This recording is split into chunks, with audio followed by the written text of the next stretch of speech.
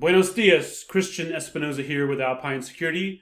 Some of you are probably thinking about a career in penetration testing and maybe wondering what sort of traits do I need to be good at penetration testing and to have a fulfilling career in penetration testing. The purpose of this video is to explain what I consider 3 traits that are important for penetration testing. The first one is persistence. With penetration testing, it's not really like the movies, at least it's not from my experience, where in the movies somebody writes a exploit in like 1 minute and then they press enter and then they own like the nuclear facility or nuclear power plant, for instance, or they take over a bank and transfer all the money to their anonymous account. From my experience, it's not quite that simple. It's can be very frustrating. So this is why persistence is important. Often it's like banging your head against the wall like 99 times, and on the 100th time, you finally break through the wall.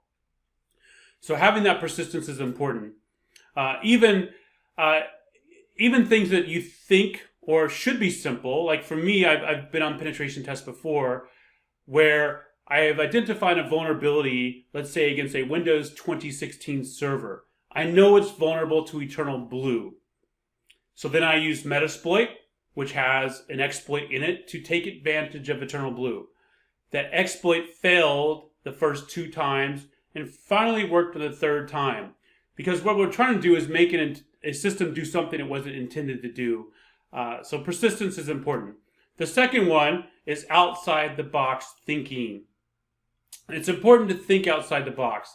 As a penetration tester, one of the things we're trying to do is break into a system, and often the tactics we use are things that the person that designed the system never intended it to be used for.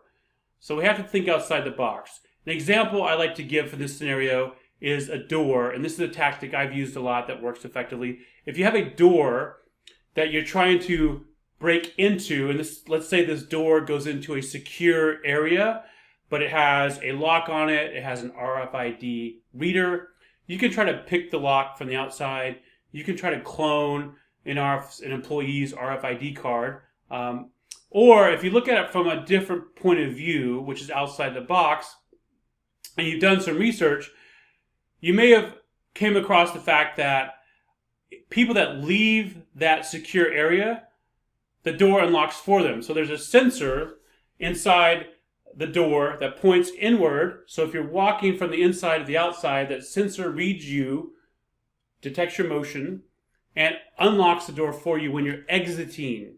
So we could spend a lot of time trying to break into the door from the outside, or if we think outside the box, we could try something different. And an example can be, I could take a coat hanger, I could put a piece of paper on the coat hanger, tape a piece of paper to the coat hanger, and I could shove that under the door and wave it around to see if, now that that's inside the door, if the waving of the piece of paper creates enough motion to unlock the door from the inside. So outside the box thinking, that's just a quick example of that. So it's important to have outside the box thinking. The third one is curiosity. With penetration testing, there's always something new to learn. And even within penetration testing, there's all these different specialties.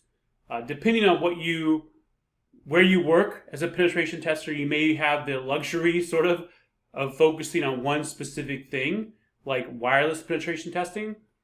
Or if you work at a smaller organization, you may be expected to master try to master many different areas, such as databases, web applications, wireless, network pen testing, etc.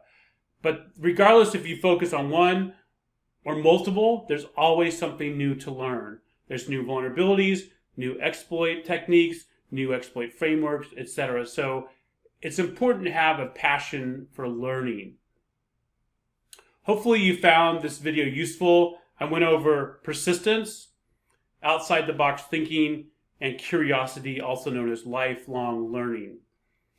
If you have any questions about the video, or if you have any traits of your own that you think would be great for a penetration tester, leave them beneath the video as a comment. Thanks for watching. Subscribe to our channel, and good luck